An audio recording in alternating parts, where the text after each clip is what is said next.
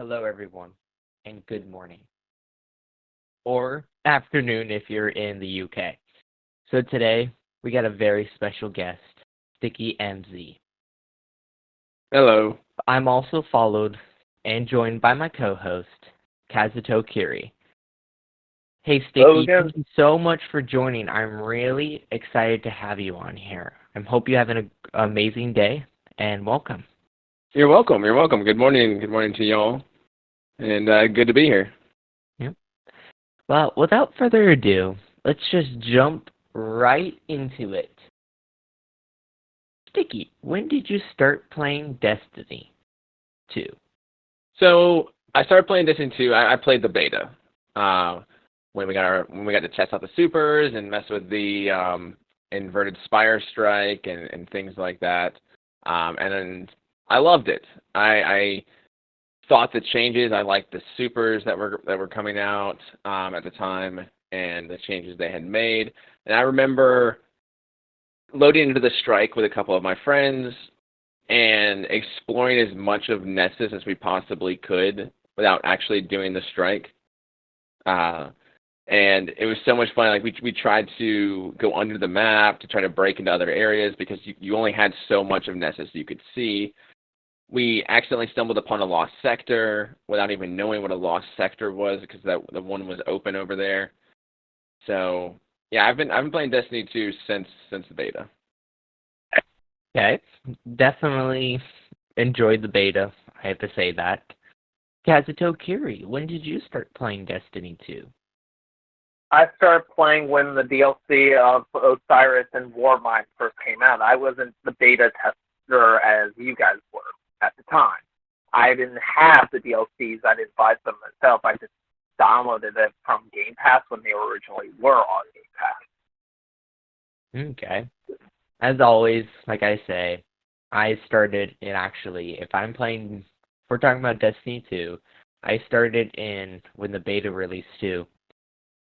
And at the time, Sticky, I actually tried to break out a map too. Lately, every new DLC, I tried to break out of the map to see kind of what's there. Have you explored around the Seraph mission, I'm assuming? Yeah. There was really a couple easy spots to get out of map on my own, but there was one good spot in, if you need some Europa screenshots, there's one good area. Oh, nice. Yeah. I was playing with some people yesterday, and we found a way on the birthplace of the Vile Strike, when you get to the Darkness City area, we found that you can go a different way that we thought was closed off and not go to where the ads are. And you can, if you thunder crash, or if you get up high enough, you can skate Eager Edge over to, basically you can get to the boss room way before you're supposed to, and get above on top of the whole city and look around. And that was pretty cool. Definitely gonna probably link up to get a hold of that, because I definitely want to see that. I haven't been able to get out of bounds in that area. It's, I don't think, so the only time I saw, it was Merc I was playing with, him get out of bounds, he fell through the map. But they got up high enough that they hit the ceiling wall, like an invisible barrier at the top. Oh, yeah, the height barrier. You can see over the fences, and you can see where, like, the grass stops. Like, it's all these geometrical shapes of where you're not supposed to see. And if you go over the fence, you fall through because it's not solid ground, and you can look up into the area. But I think one of my mods who was with us, he found an area you could break out, but I didn't see that one, see that area as well as what Mark was doing. Okay. Well, next question, as those are very interesting topics, I definitely am going to look into trying to see that lately. What made you get into Destiny? This could be either Destiny 1 or Destiny in period.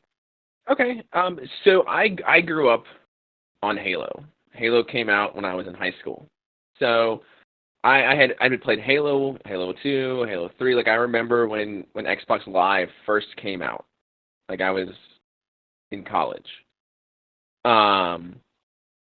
So growing up on Bungie games and playing all these games, I was always interested in them. And I had known about Destiny, and I kept up with it for a while, but I had moved across the country from the East Coast and I lived in California for about a year. And that's around the time I think Destiny came out the year before. That's right. Destiny came out the year before I moved to California, but it had such a weird launch, and it wasn't getting good reviews at the time. So I was like, all right, I'll just wait a while and not get it. Then I moved out to California and wasn't playing video games as much. So when I moved back from California, I didn't have anywhere to live, so I went to stay with my parents for a few months while I looked for a place to live.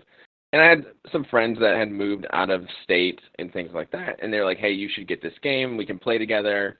You know, we can't hang out in person, but at least we can play this game. And I was like, all right. I was like, I'll get it. Like, you guys, you know, it'd be fun to play with y'all. So I got it, and it was about 6 months after Taken King released. It was 2 weeks before they did the free April update that gave us the Malik Strike. So that was my first real introduction into Destiny content. Was the Malik Strike came out, and I was like, oh, this is so cool! Like they're giving this free content and free stuff. And little did I know that would probably be the only one. But that was my experience at the time, and it was so much fun. And I had a great time. I'd log in, I'd go to work, and I'd come home and I'd play with my friends. And Kingsfall was my first raid ever, which is a very, very interesting raid experience. When it was your first one? Yeah, definitely can say that. And so it took 10 hours. My first Kingsfall run was about 10 hours. It was me and my buddy Clayton, who's still a part of my raid group today that I play with on stream. And we LFG'd. And it was, a 10-hour experience. And I thought that's what raids were supposed to be like, was this hard thing that was going to take the entire day. So I definitely know the experience. I actually help people with raids. So when Kaz and I do raid helps, we try our best to do as much as we can, helping people and stuff. Yep. And nice. Sometimes it can take hours, if not a while. So I definitely know that.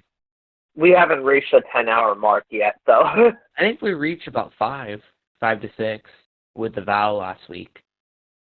It That was 3 hours. Vow, Exhibition. Exhibition probably what held you up? Yeah. Yes, it was. And he wanted to do challenge. Oof. Exhibition is a make it or break it encounter for teams. Well, that's the thing. We never did the challenge when we did it a few days ago. We never did challenge for that. You wanted to attempt it. No, I didn't. I asked specifically if the people needed it or not. If they didn't need it, we weren't going to do it, because I didn't want to do that either. But if people needed it, I was willing to at least do it. Yeah, I told you no on that because the challenge expedition gave me PTSD from it. Anytime I think about challenge, I'm right back in that thing, and it just because day one. Yeah. And how hard challenge is like day one. So I definitely know that feeling, as I mentioned. Let's move on to the next question. Interesting environment. The Pyramidion was so cool. Like, just not even just as the strike. Like, the strike was cool because it was also one of the rare strikes in Destiny 2, at least, where it was sort of randomized. We don't get that randomization in strikes like we used to. Like in D1, there was, you could have a taken version of this strike. You could have, a regular version of strike. And then eventually there were certain strikes that you could have a Siva version. So it felt refreshed. Even though you were playing the same strike, the enemies could be different, the mechanics of how the strike operates could be different. And we saw that in a couple of early Destiny 2 strikes that we don't see anymore. And the Pyramidium, like, you could have Taken in the Pyramidium. You could have Vex. You could have different things. And I thought that was a really, really cool thing. It made the strike very interesting. And Yeah. I always thought it was like when you would break Brachion, because you could break him, and it was always the funniest thing because he would just like moonwalk around the place, but you couldn't shoot him because he was technically supposed to be in his box. So it'd make things so chaotic and so funny because he's just moonwalking around the stage, immune, because he's supposed to be in his little immune bubble. But The you did box too much around him. Yeah, and I think remember one time, I think Kaz and I were fighting at the time. And I remember I was playing the strike. I actually had there was actually a Cabal version. I was actually shocked when I got the Cabal version because people said it was very rare to get. And I think in the Pyramidium? Yeah. Huh. I actually don't even I vaguely remember a Cabal version, but like I can't picture where the Cabal would even be. Beginning, if you remember when you had to go through all the lasers prior to the Oh, you're right. There was Cabal that could show up in there. Yeah. Okay. Yeah. And I really enjoyed that part because it gave it a refresh. You're right. It gave us a refresh of the strike. And looking back on it now, and I miss the strike. Yeah. IO, and speaking of IO's thing where the Traveler's Light was actually seeping through made it look actual cool. I like that feature of you can actually see the light coming out. Yep. Kazuto Kiri, I want to ask the next question. What do you miss from the content vault? Well, there's 3 different things I actually missed, but I very doubt any of them are going to come back. Well, for one, Leviathan Raid, which was my favorite raid of all time. Another one would be, I would love for them to bring back, but I very doubt it, especially since the place was completely destroyed, was the Prison of Elders. I would love for that content to be back.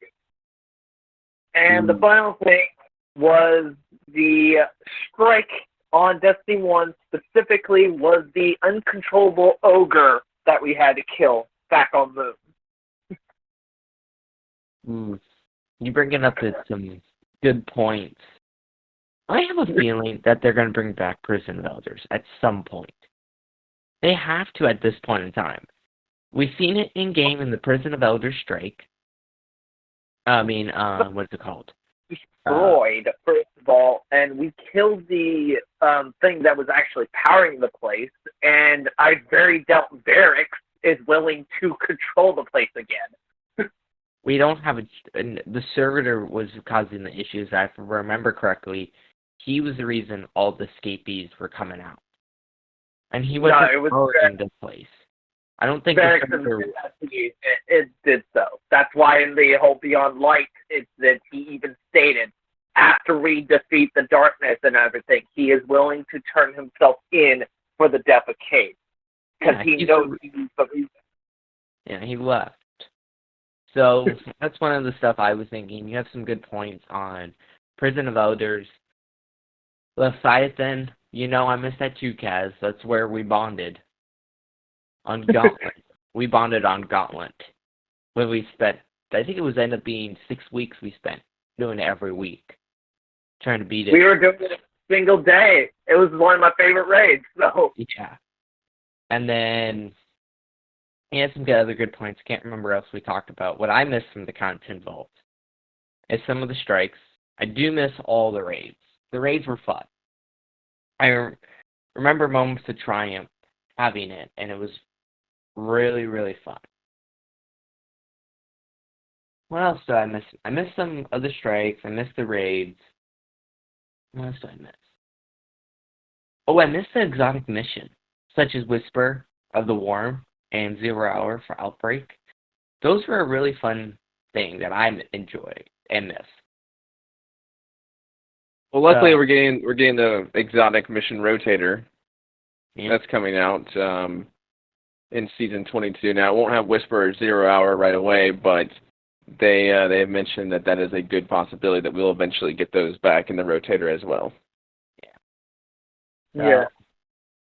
Next question. What are your thoughts on the season? What are your thoughts on it?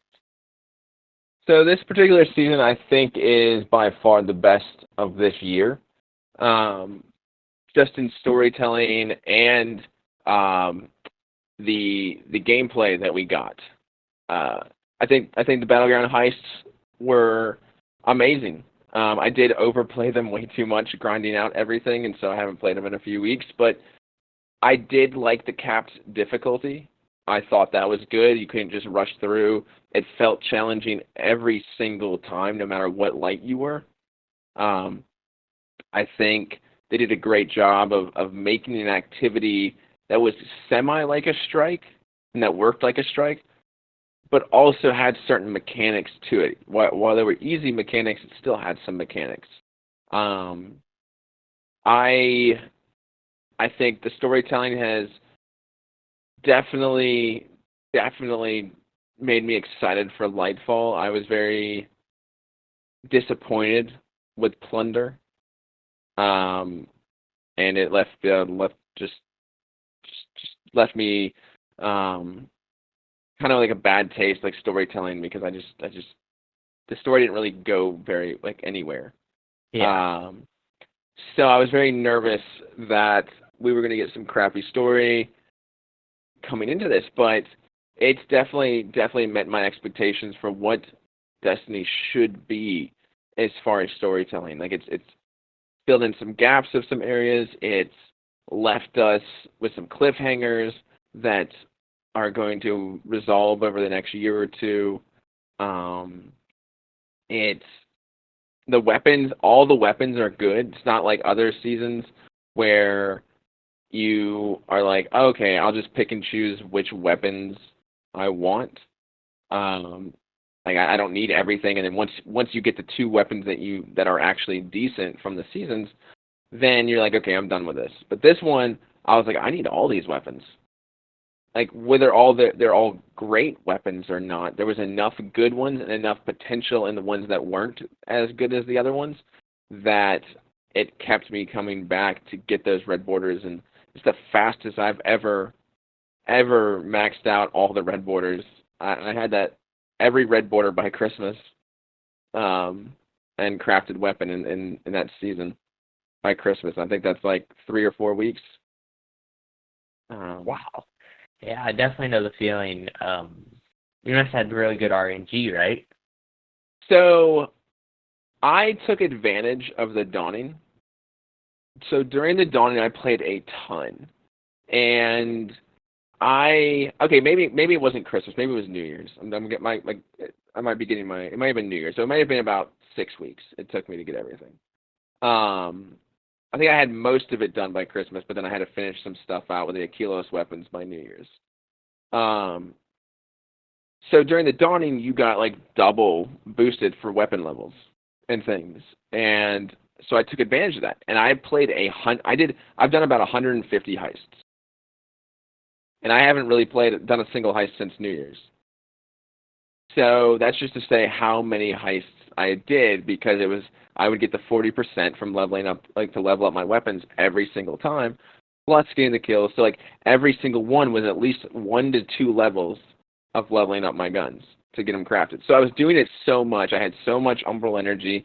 I was playing so much in the activity that I had the chance to get more drops, that it just kind of all came together, that I was able to get those weapons. I'm really happy to hear that. I have all the weapon as of the double red border. And I still have a couple more heists to go. I think I have about 11 more to do for the season challenges. But other than that, I'm kind of getting close. So I definitely can see how you're getting sick of heists after doing so much. Kazutokiri, how did you feel about this season? Well, for this season, I actually liked it a lot, except for the issue of Rasputin's death that ticked me off a bit. But other than that, the heist was actually fun to play on, first of all. And second, the weapons are great. Like Sticky said, I actually love the Ankylos weapon specifically. Definitely here the Ikelos. Definitely got to finish crafting a couple of mine, leveling up my crafted weapons of Ikelos. But my thoughts on the season, really great storyline. Like, if we can only have every season to be that level of storyline. I almost cried yesterday because he brought up a good point, Rasputin's death. That was a little sad moment. And yes, all our hard work is gone. So definitely Mr. Rasputin, really good season. I'm a little disappointed because when the Moon heist came out, I was kind of hoping that we would see the Rasputin area where he used to sit. You know, that giant door where you could see his orb. Do you remember that, Sticky? On yes. Mars, where you saw his home base? Yep. I kind of dislike that they changed it to make it look like a heist. So I think we go underneath the area where because like we go down. It's been a while since I've been on Mars, but I think, do we go down, or maybe they did just change it completely. I can't remember. No, it did change completely because yeah. Yeah, because I remember we used to walk up those steps and head right in, and it's a giant corridor. Oh yeah, because that's where like Zavala came and the cutscene and yeah. What I think, and this is something that we could talk about if you feel like it, is that what I'm thinking is that they said it was in a time warp zone where it was caught in time, so maybe they didn't develop that home core yet. Maybe so that area wasn't redone yet. So that is definitely a possibility because that's how strong the Witness is that Oryx could take living beings. The Witness can take whole planets. That's all taken energy, taken like the same ability that Oryx used to take people, take aliens. So that's just a more potent version of it. So what Taken does, what it does is it basically takes away your imperfections to turn you in, force you into a more perfect being, like the final shape. So with the fractures of time, I am wondering if that is the time of that area where that planet was the most perfect. So in the past, this section of the planet was its best version. In the present, this part of the planet is its best version. In the future, this is the best version of the planet. And that's how I see it, of what's going on there. Because everything's still the same, they just changed that one part, which does make sense with what you said. I will say with the whole Rasputin thing, it is very bittersweet. There is a chance he could be rezzed by a ghost. Because he did follow the whole devotion, bravery, sacrifice. And we have seen basically an AI become a guardian before with Fellwinter. Yeah, Fellwinter was just a protocol, like literally part of Rasputin turned into an XO that eventually died and became a guardian. So I am wondering if that is a real possibility. But that I wouldn't rule out Rasputin not coming back. And I was actually thinking that since I was talking with Kaz yesterday on this, because we were talking about Rasputin, and he brought up a good point. I say it's not over. I don't think it's over yet. I didn't bring up the ghost part, but we found a way to rebuild him before. We found a way to rebuild him using that. Are you telling me that none of us were smart enough to copy that data from the AI core when we transferred everything from Felwinter's ghost? It was impossible to do so because we were trying to capture all the details of Rasputin to stop them from getting a hold of it. If we made copies, there'll be more spots that Zivo Rap could get a hold of. But with us personally,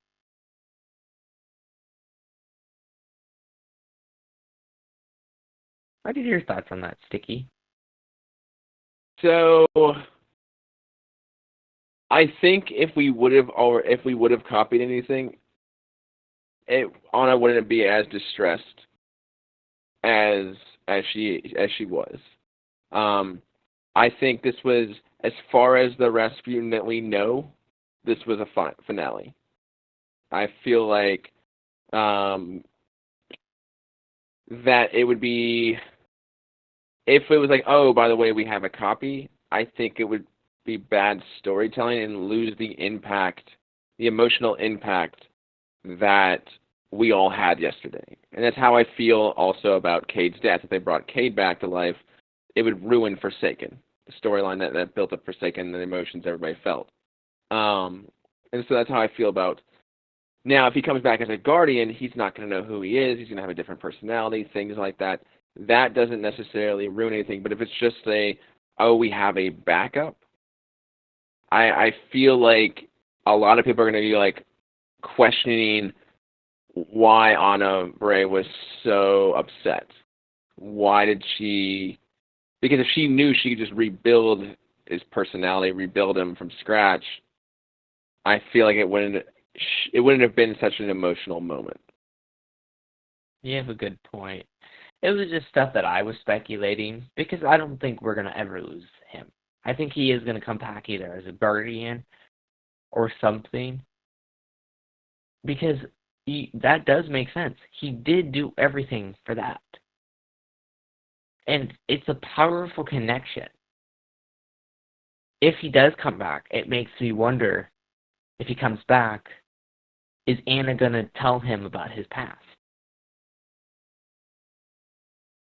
So I wouldn't be surprised on that, especially since Anna really didn't care about the rules of the Guardians. She learned about her own for Zabala's statement of not doing so. Anna Bray literally faked her death in a war so that she could escape the Vanguard to go learn about her past. Yeah. But also, if Anna Bray isn't the one to tell him about his past, we don't know exactly how much memory and how much things these new fish creatures from Neomuna, because in the new Collector's Edition lore, we learned that they can pull up basically past instances and memories, even if they are forgotten memories. And seeing as how with Deep Sight we learned with Savathun, she's able to regain her messages or her memories back through us with Witch Queen. So are Guardians completely erased, or are their memories still there? They just can't access them. That is something I hope we discover with these new fish creatures that can draw memories that were once forgotten. And so there's always that possibility that Rasputin gets his memories back of who he was that way. In the Lightfall trailer, you brought up something that I was actually thinking about. You made me think about this.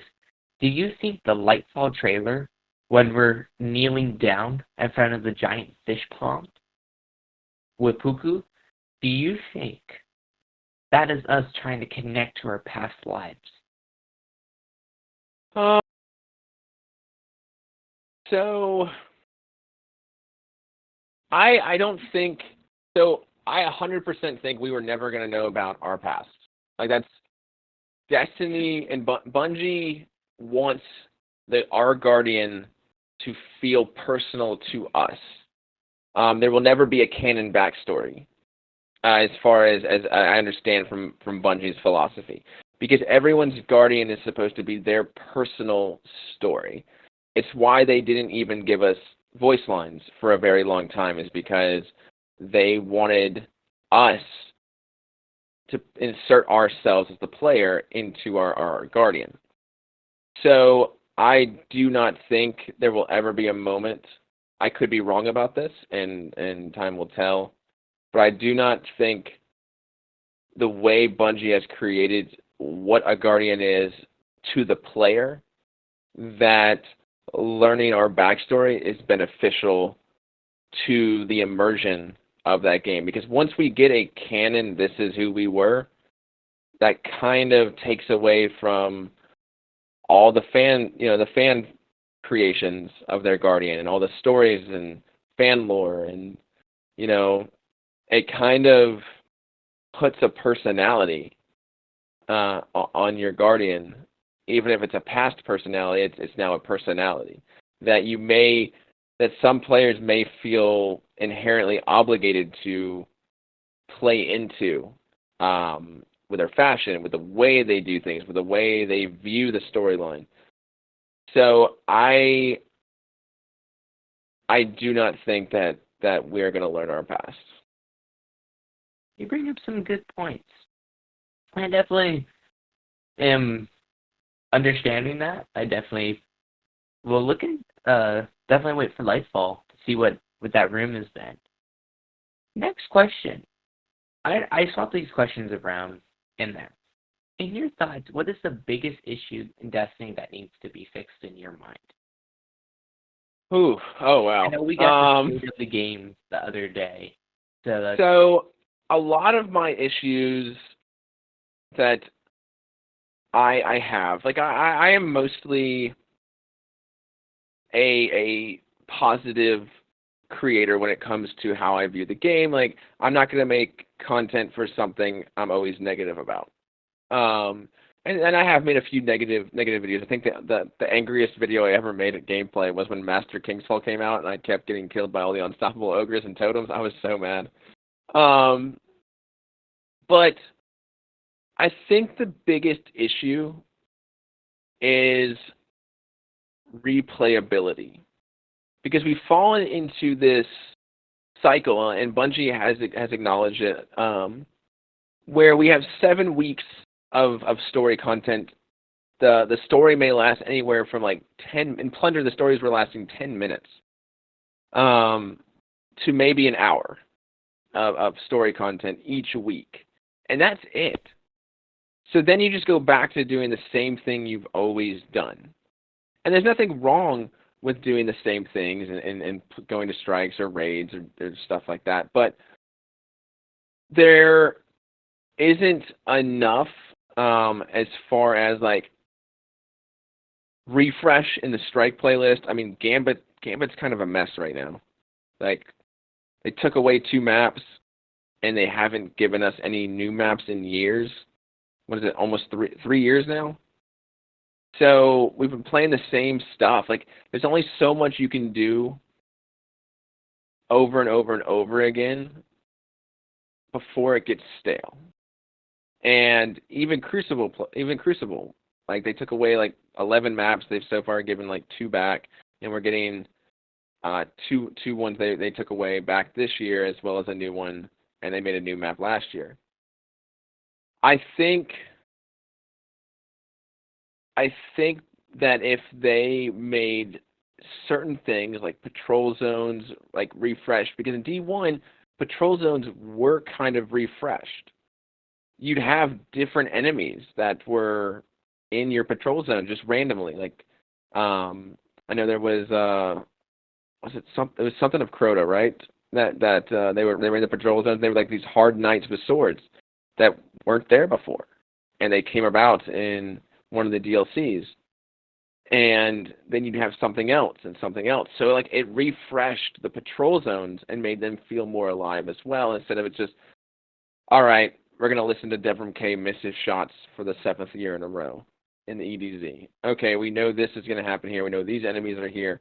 And I feel like with PsyOps and the heist missions, they had a good opportunity to bring that over to the patrol space. Like think about how cool it would have been if you went to some areas of the EDZ and you met light bearing hive. Because they are there. Like we did a PSYOP on EDZ, so technically they do have a presence there. But if you go into the patrol zone, it's like it doesn't exist. So I feel like that's a missed opportunity to make the game feel more alive and breathing, is taking this area and also bringing it into the patrol zone. Like we saw it in Battlegrounds. Like how cool would it have been Battlegrounds? You're doing the Europa Battlegrounds, and now you have Cabal things there. Because Cabal were not part of the Europa enemy pool, but now with Battlegrounds, you do have Cabal spawning over here. You do have this spawning here that weren't there before.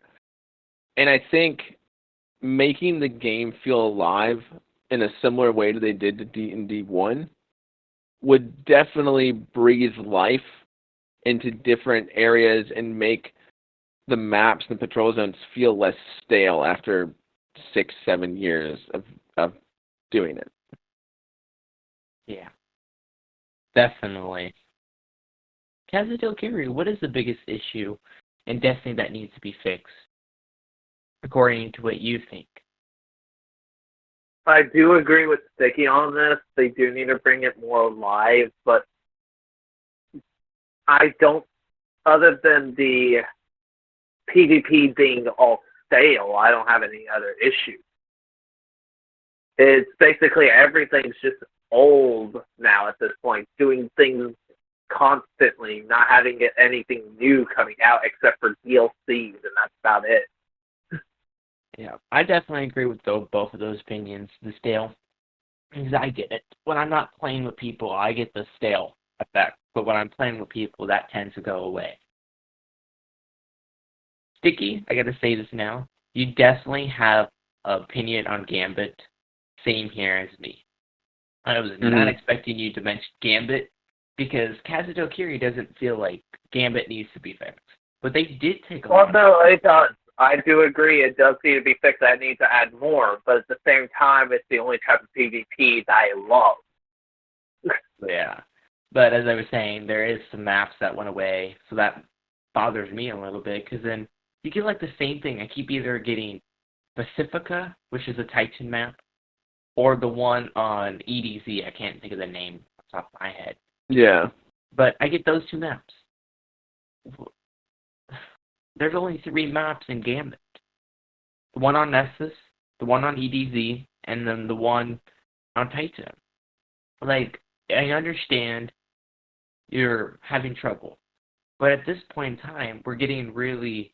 There's 4 maps. There's 4 maps. There's Mars, too. Yeah. At this point, I would say I would be willing to delete Gambit for another type of game mode. The community's been wanting SRL back. I understand it's a little hard with the always on time, but you can easily disable it in SRL. So the thing about SRL, and this is whenever SRL gets brought up, the community wanted it in Destiny 1 to come back, and then nobody played it. Like, it was very popular for 3 days, and then after that, nobody played it again.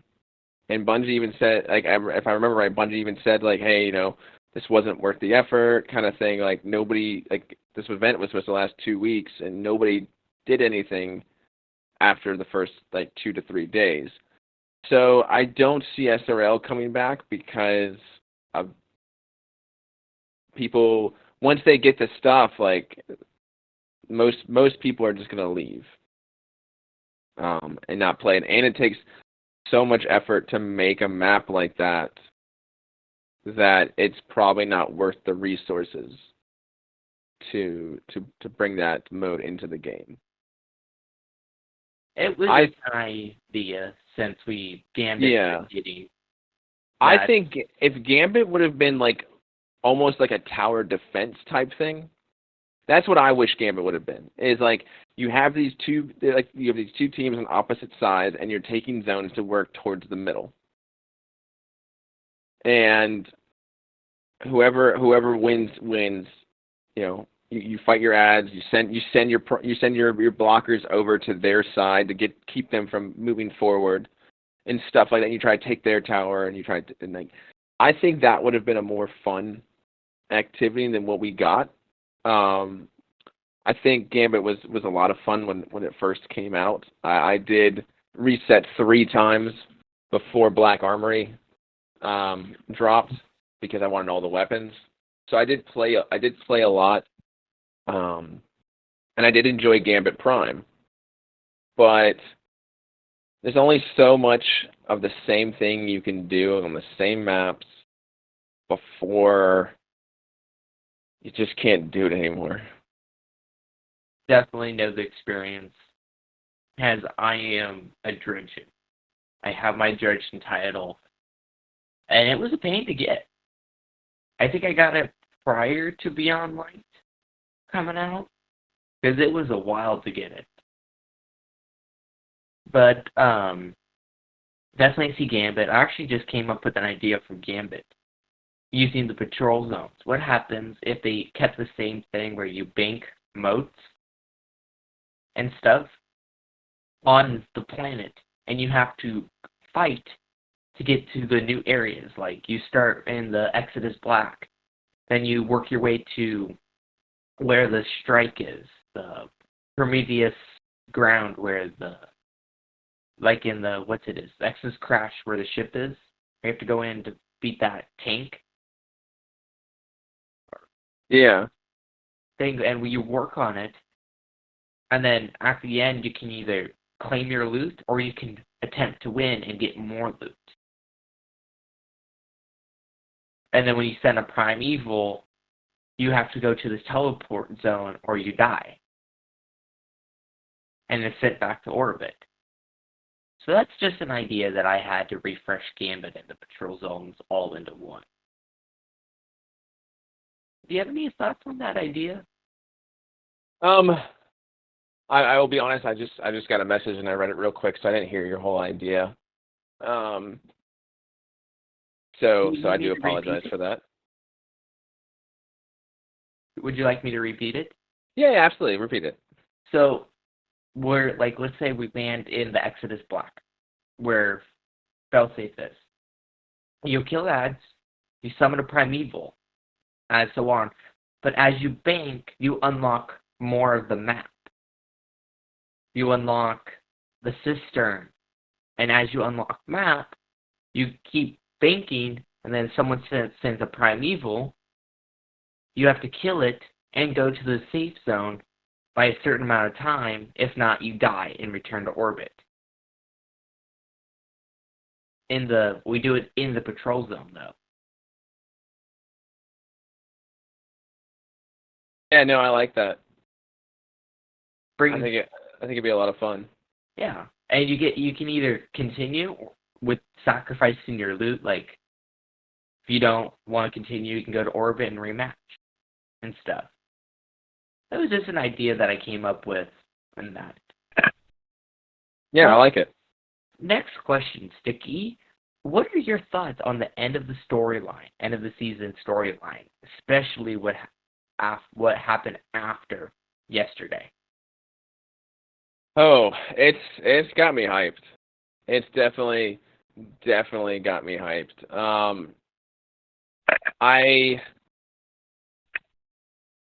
Man, where do I even start with that cutscene? And so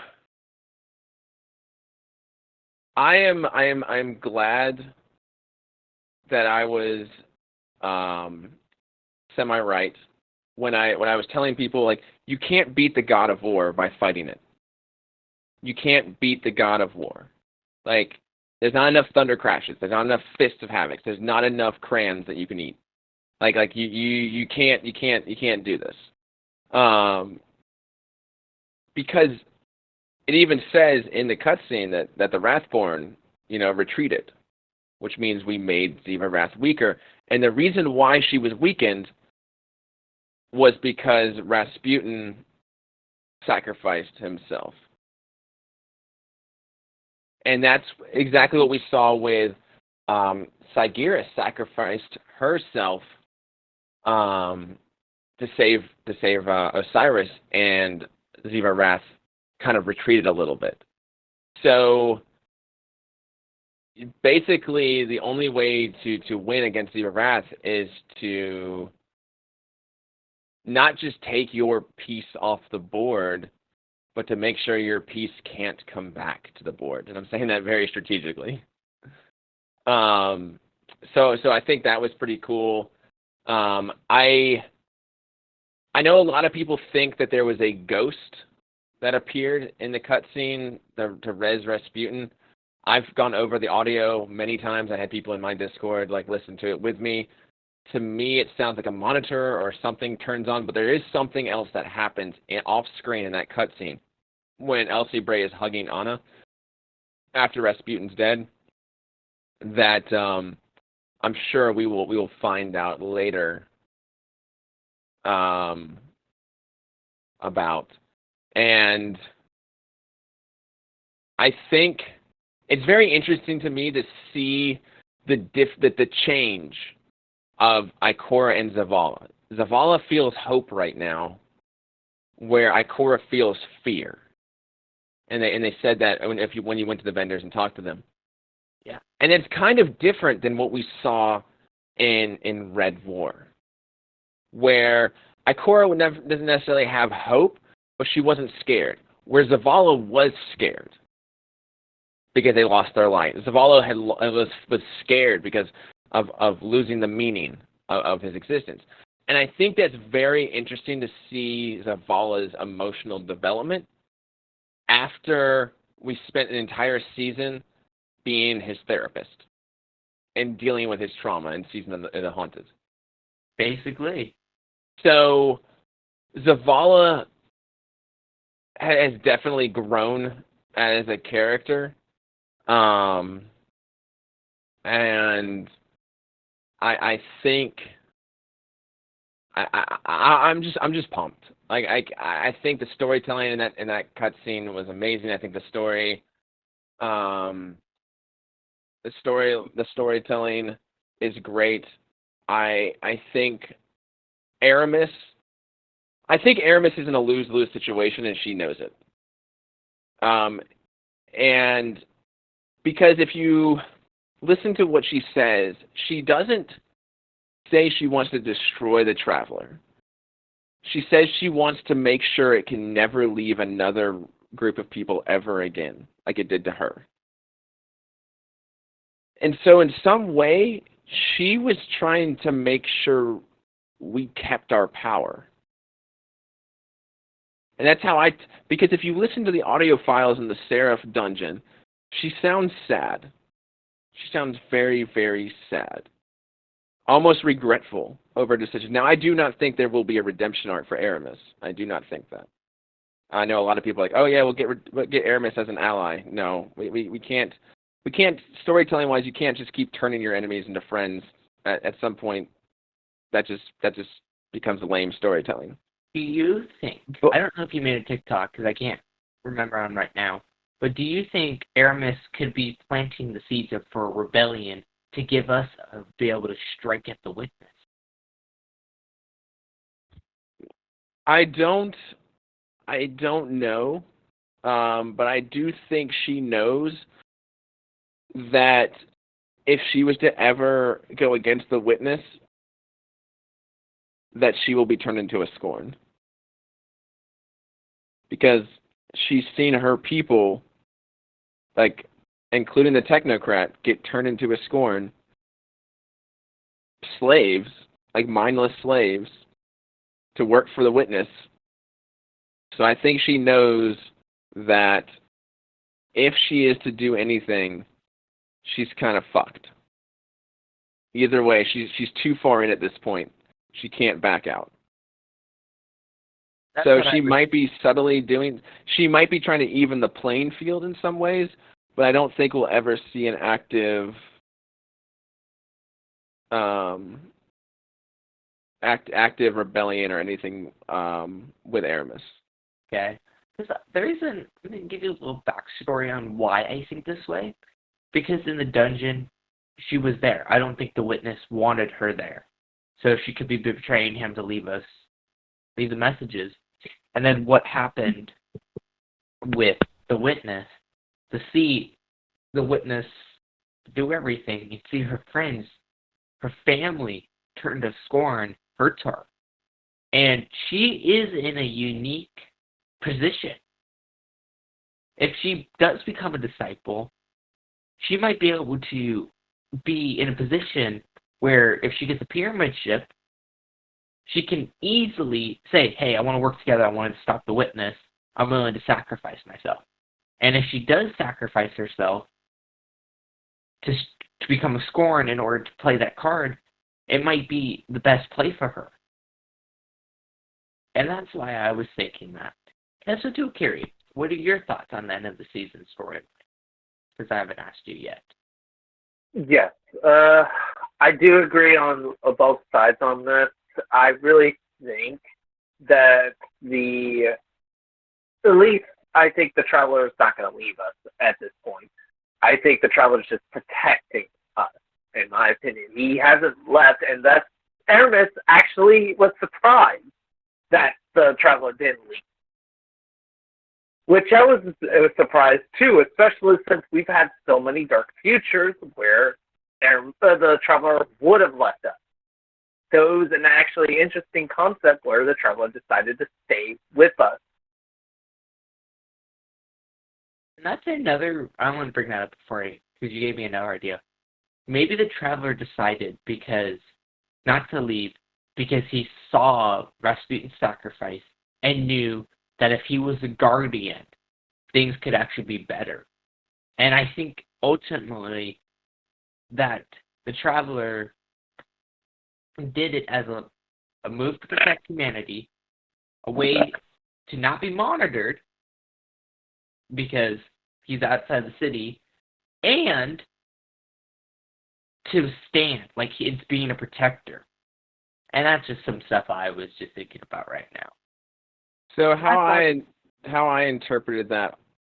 So I once again, like I could be wrong or anything like that.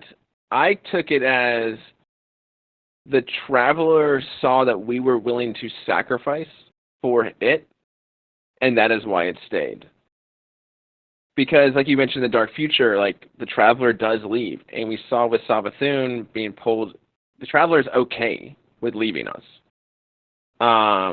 It doesn't have a problem with that.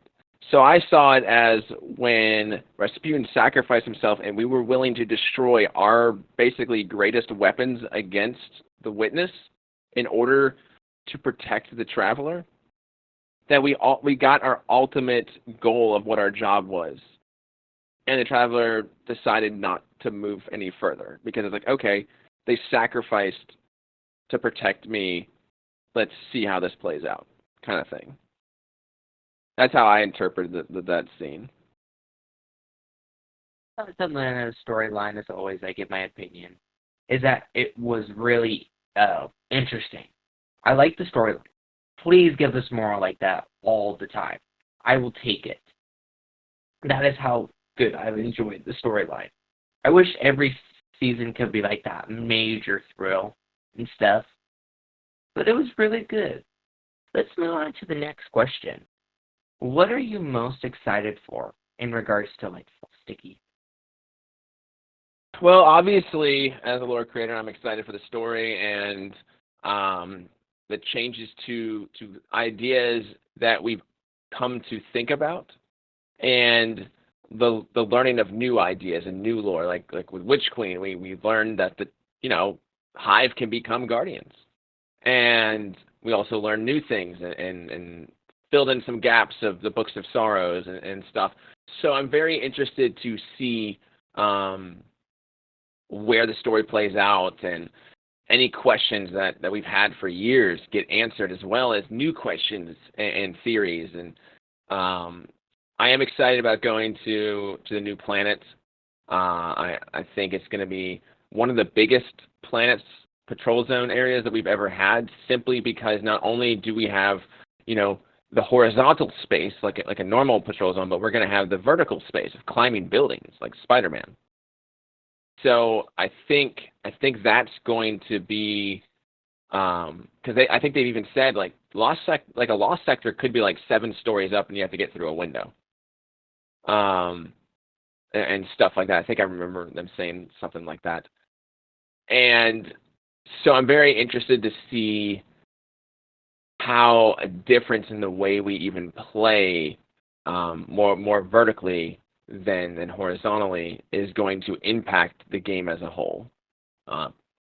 But mostly I'm excited for the story, and I'm very excited about the new raid. Raids are some of my favorite activities, so I'm going to be very excited about that.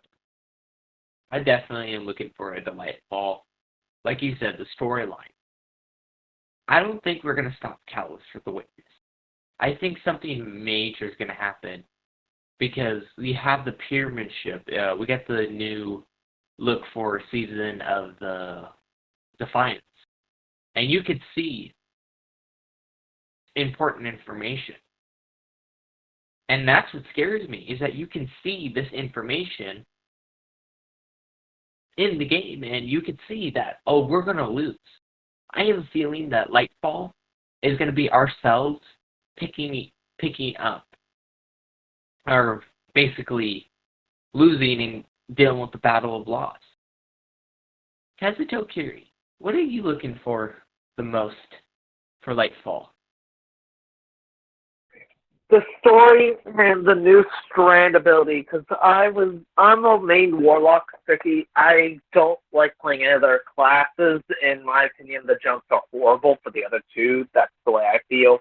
But I would love to be able to stay in the air a lot longer and get cross as much as a Titan can with their Thunder Crash, especially since warlocks will now have the ability to swing across maps, which I'm happy for. Okay. As I said, the storyline and stuff really makes me look forward to it. That's what I'm looking for the most. I want to add one more thing while we're on the topic, one more question.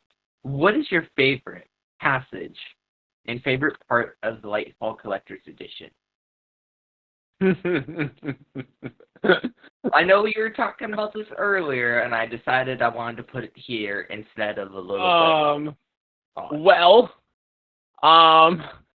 So the way Bungie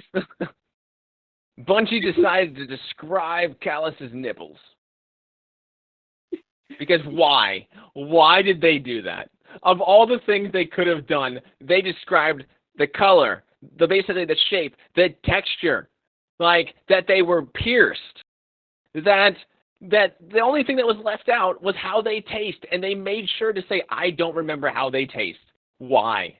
Why, Bungie, of all the things? We're getting this whole, weird, dark stuff going on, and then you just put in, a paragraph of Callus nipple lore. Why? It doesn't make sense. But you know what? I'm gonna enjoy the craziness of it. Yeah, I just got my collector's edition on Saturday, and it was really, really interesting. I actually watch all your videos, and I actually looked at my collector's edition lore book, and that's one of my favorite passages, because it's why do we need to do this? Is it because they should tell us what that metal piece is on the side of the Callus tools? So, that's not real lore. I made that up. But it could be based off what. I mean, it could be. It could very well be. But I think too many people took that video seriously, and I'm not gonna, on TikTok at least. I'm not gonna say I made it up and it's all fake. I want people to like freak out. But I didn't expect anybody to take that seriously because I was being so sarcastic. But people took the fact that I said Chalice takes off his nipple jewelry and puts it on all of the opulent weapons and armor as fact. And I've been laughing my ass off. I've been messaging the other creators. I'm like, I'm so sorry for what I've done. Like, Perception had a comment on his video about, oh my god, like, did Callus put jewelry on this too? Like, and Perception tagged me, was like, thanks, Sticky. Thanks a lot. And I'm like, I'm just laughing and having so much fun. Yeah. We saw you in the response video. Filed as a response. That's all I mean, did. I even changed my PFP for like a week on TikTok I asked somebody in my Discord to change it to Passion Fruit Bejeweled, and I changed my PFP to like my character Philip, to Passion Fruit with some Bejeweled, and some people noticed, some people didn't, some people commented on it, but it was just funny to me that I was like, I'm doubling down on all this nipple lore. I'm doubling down. Yeah, that was one of my favorite things. I definitely like my little ghost. I got Puka right here on my desk. And that was one of my favorite things from the Collector's Edition. Because I was like, why? Why do we need to know that? I definitely have this one question. I had this a while back. If Thorn can take away the light from inside us, could it still take away the darkness? Well, I would answer this with this. Can a flashlight take the sunlight away? Because the reason you can't use a dark thing to take away dark. You can't use a light thing to take away light. Because I was saying, what happens if we use Thorn, got all the Thorn materials, made these giant Cabal cannons and fired at the Witness pyramid ships? That brings up the subject where we don't even have the original Thorn anymore. Don't you remember it was destroyed? Yeah. Yep. Ours just kind of poisons people. It doesn't take away the light. Well, that was an idea that I had. So, let's move on to the next question. Sticky, what was your most favorite part of the Lightfall trailer? Oh, wow. So I go back to the Game Awards trailer is my favorite of the trailers, and it's mostly the last scene, like one of the last scenes where the Witness is standing in front of something with a giant gaping hole, and life is bursting out of it. You see trees, you see vines, and they're growing. They're growing. More leaves are produced. More green is produced. And so I can't wait to figure out what that is. I want to know what the Witness is opening up. Now, I have some theories on that, of what we're looking at here, but I'm not going to say it here for the sake of your podcast, because I want other people to be able to make their own ideas about stuff. So I'm excited to see what the Tormentors do, because Tormentors look like they can do finisher moves on us, and that is scary. That an enemy can do a finisher, like grab us, suck the light out of us, and then boom, we're done. So I am interested to see how those things play out, because that is terrifying. Yes, it is. I definitely can say that too. One of my things is on the speculation of what it could be. I either think it's part of the Darkness City that's been put in a pyramid ship, ready for to be put out, because some of the stuff in there look like the stuff in the Season of Defiance poster. Or I think it could be the Traveler, part of the Traveler. Okay, that's my theory. That's my theory, that the Traveler is broken. And here's why I say that. The reason I say that is because you see this the Traveler has terraformed the planet, it's terraformed Mars, it's terraformed Io, and you have this like whole, like a city thing, and how can it terraform if it doesn't have like knowledge like trees and stuff? Yep. And that's just something I was thinking. It produces life where there is none, so why would it not have life inside of it? Exactly.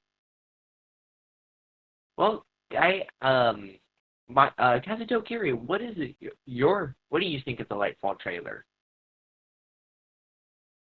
Actually, kind of like some of the stuff that are coming out with it. I like the aspect of the different type of stuff of the armor. I kind of don't like that they're trying to make the hunters just PvP, by the way. That armor set making them more unable to flinch. That I don't understand why they have to make them more PvP oriented. But other than that, I think it's not too bad of a trailer. It's actually great concept with the whole new map and everything. It looks like a big, huge area we're going to have for the whole new destination. So I'm excited for that. Definitely. I'm excited for both of that and everything else. I am excited for some other stuff. Like one of the stuff I'm excited for from the trailer. I really did enjoy it. I did want one other thing from it. I wanted to see a little bit more of the Cloud Striders. We didn't really see much. We just see him charge in a lot of the trailers and then nothing. You see like the Vex drop. I really enjoyed the trailers. It's got me hyped. I already made sure I got class off the day. I got everything set. And I'm really excited for Lightfall. Next question. I am super, super excited. Yeah. You have no idea. I already got the soda in the car. I already got food for it. I already got the menu plan. We had a bit of a trouble trying to get me my deluxe edition because we were trying to get it bought in the first place, thanks to Microsoft being a bitch recently, because I had enough money on my account, and yet when I tried to pre-order it, it would not let me. We had to go onto the internet itself, using the Xbox, using the account on Xbox, just to pre-order. Because the Microsoft Store and the Bungie itself would not let me pre-order it. Okay. So let's move on. We only have 4 more questions. What is your favorite memory from Destiny? Is it specifically about Destiny itself, or would it be a favorite memory of anything that's happened involving Destiny? Anything that's involving Destiny. Okay. So when I say my favorite moment, it would be when I did Wrath of the Machine raid. So, like I had said earlier, a lot of my friends had moved away. So we decided that we were going to throw an old school LAN party like we used to do in high school and college with Destiny. One of my friends I was overseas and we had to wait for him to come back. So we basically had to stay away from spoilers for the raid for like 6 weeks. And kind of help him level his character up and whatnot. And so there was all of us. They all came over to my house. I had a nice house at the time, and we had 6 TVs, 6 Xboxes, all hooked up to my internet. We had a refrigerator full of beer, and we ordered pizza, and we had fun, and we were laughing and joking around, and it was such a cool moment that I will always say that my experience with the Wrath of the Machine is one of my favorite things I've ever done involving Destiny, because I was able to do it with my close friends in person and get through Wrath of the Machine. It took us a while. Because we were drinking, so it took us like 20 hours to get through Wrath of the Machine. And we were just joking around having fun. But like, that is one of my favorite moments because I got to experience it with my friends. Really good to hear. I was actually hanging out with my parents this weekend and my brothers and stuff. We're all getting together for like a family thing. And we had some time, so my dad had some extra TVs and stuff, and I had my console with me at the time, my Xbox. And so we were all sitting in the front room, we were playing No Man's Sky as a LAN party. And we were just having the time of our lives, so I definitely know that feeling. So, well, we're going to ask the next question, as these are mainly for you, and Kazutokiri has already answered them. Did you make any lifetime friends from Destiny? Anyone you would consider lifetime friends? So, I would say no, not to any friends I didn't have already before Destiny. Like, there's two guys. One, like I said, he works like on an oil rig, like on a ship, so he's not here throughout the year half the time, so I don't play with him as much. But my buddy Clayton, I've known Clayton since I was for 15, 16 years. Used to go and party at his house and things like that all the time. And he's a part of my weekly raid group. I hit him. He was the first person I hit up and said, "Hey man, do you want to come to GCX with me? Like, you are one of the reasons why I played this game. So and why, that eventually led to me doing content. So I would like you to experience this with me, because I kind of sort of owe a lot of this to you." So there aren't really any LFG friends or people that I met through Destiny. There were people that had parts of in my life playing Destiny for this content or that content, and there would be people that I'd play with regularly that I just only knew online through I found them in a patrol zone and I thought they had a funny name, and so we linked up on Xbox and played through during the time of Forsaken and maybe Black Armor, but then we lost contact. There was in Destiny 1 there was a guy, his name was Pinecones, and we played Rise of Iron day one with him, but I haven't talked to him in 6 years. So there's been people that have been a part of my life for short periods of time that have, we've gone our separate ways, but the only people that have stuck around through the entire experience would be people I had already known since high school or college. I only have 2 more questions. What is your favorite aspect of Destiny? I'm pretty sure it's the lore, am I right? Yes. So it is the lore. Yeah, but the lore isn't what keeps me playing. The lore, story can only get you so far as playing a game. The lore and wanting to know the story is definitely a motivator for wanting to get through content. But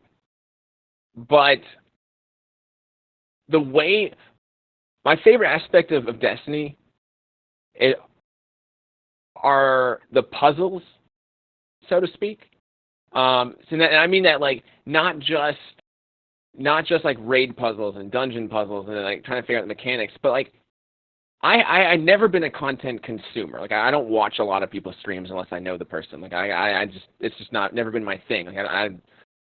I never really hung out on YouTube and watched people's videos. I mostly went to the Destiny subreddit and would read things and then relay the information back to my friends. But the puzzles, and the first time I ever loaded up a Twitch stream was Dado's stream, because he was one of the few content creators I knew about. Watching him and his team do Niobe Labs puzzle, because I was so invested and so interested, and I couldn't do it myself because I had to work that night. But I remember getting home at 1 a.m. and laying in my bed on my phone watching the Twitch, didn't even know how Twitch works.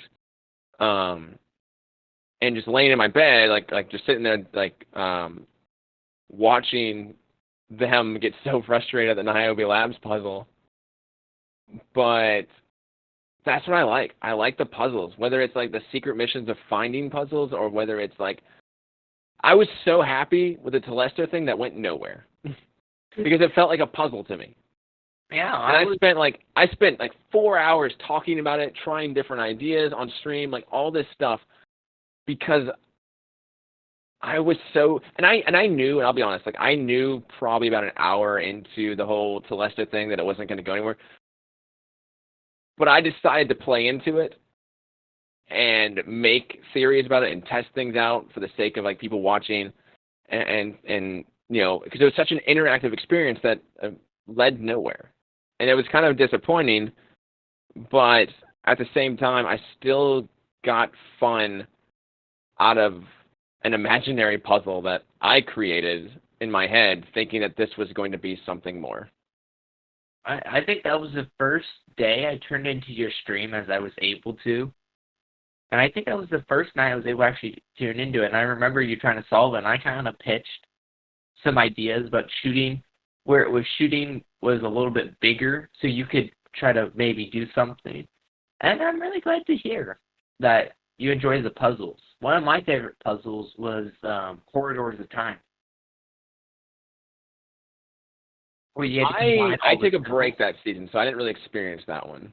Oh, the Corridors of Time, we had to find these symbols on the obelisk, and they rotated every hour, and you had to put them all together and go through the doors to get the bastion. Yeah. And it took 2 weeks to do, so it was really fun. Well, I only got one more question for today. When did you start streaming? So I kind of dabbled. It wasn't like I didn't take it seriously, but I did kind of dabble on Mixer for a little bit. Like I had a friend who kind of did it, but I didn't know what I was doing. I would just load it up and nobody would watch. And eventually, because I am an Xbox player, so I did Mixer, and I felt like the integration was much smoother than the Twitch app at the time, because I didn't have a PC or any way to link that Xbox to something else. But I got to a point to where Mixer was causing too much lag on my game when I had it running with an online game. So I stopped doing it for a little bit, and I was like, okay, like I need something to do. Like I'm not happy with life, basically, and I decided to check out Twitch. It was just random. Like it wasn't like I didn't really research too much about Twitch. I just kind of was like, all right, like I'll test this out, see what happens. And then I decided, okay, I'm going to be a little bit more serious with this than I did with Mixer. So I joined some Facebook groups, and and this was January 20th of 2020, so right before the pandemic hit. Really hit in lockdowns and all that. So it was kind of a good time to start, because then I just got to sit at home for months. And I would join Facebook groups, and me being the weird person that I am, I kind of played into that for attention on these Facebook groups, and I would post really weird things and pictures and like little paragraphs about it, funny, goofy things. And what I realized is that even though I wasn't trying to cause controversy, it was causing controversy because I wasn't presenting myself the quote-unquote way a gamer should, like being more serious. And so it caused people to fight in this Facebook group. Like some people would attack me, and then other people would defend me. And it got me more and more popular in this group because I accidentally caused chaos. And you can see that still play over sometimes in my TikTok videos, where I know that this video is going to get people to say stupid stuff and get mad at me, but then people are going to defend me and it'll boost my video. Yeah. I don't do it that often, because I really just I there's one thing about Facebook hate, like it's only like 2 or 3 people, but after like hundreds and hundreds and hundreds and hundreds of messages, it's there's only so much mentally you can take. It's not fun. It's not fun. So I started streaming, and my first streams, were, I did Fortnite. Fortnite was the first thing because I could clip it, and post it elsewhere. Eventually I got tired of playing Fortnite, and I moved over to horror streams after meeting some people, and I tried to do some Dead by Daylight, but the loading times were horrible. So I just got a bad taste playing with Dead by Daylight. And then when the pandemic hit and we were all just sitting in our houses, I started doing Jackbox. And that's where I really, really took off. Like I gained about my first 100 to 150 followers from the Facebook group, but that was just that. I got affiliates to the Facebook group, but then I needed something to help me grow. So I did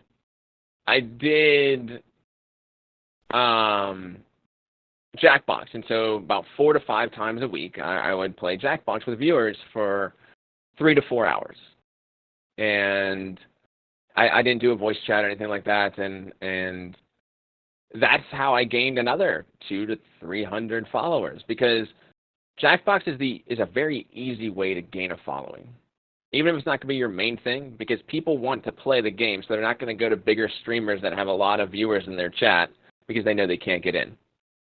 So they're going to go to smaller streamers where they can play the game. So you can make your views go up to like 15, 16 people easily playing Jackbox, just because people want to play and they know they have a higher chance of playing as long as the viewers aren't too high. So that's kind of what I did. I did try Destiny, but Destiny is not a very, very easy avenue to go into as a new streamer. But yeah, that's how I started. That's really interesting to hear. I started on Mixer too, then it shut down, so I moved over to Twitch. Mainly stream Destiny just for fun and stuff. And then I got into this now where I'm really invested, trying to get there, so really appreciate that. Well, thank you for stopping by today, Sticky. I had an amazing time with you and my co-host, Kazutokiri. Yeah, it was fun. Sticky, where can these amazing listeners find you if they ever have any questions?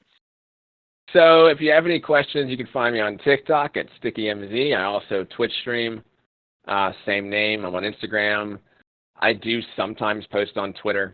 I don't like Twitter at all, but I do sometimes post on Twitter. But mainly I'm on Twitch and TikTok with a little Instagram thrown in here and there. Kazutokiri, where can these people also find you? I stream a lot on Twitch at Creeperkiller92. It was my original gamer tag that I used to have. And sometimes you could also find me on, if you need to talk, on Twitter, which is my name, Sean Joe. Okay. Well, you can also find us, the podcast, at _T_D podcast on Twitter, or All Things Destiny on Twitch. You can also find me on my main Twitch account by the name of Arcstorm2. No spaces, or on Twitter, Arc_Storm2. And thank you guys so much for listening. See you guys on the next episode.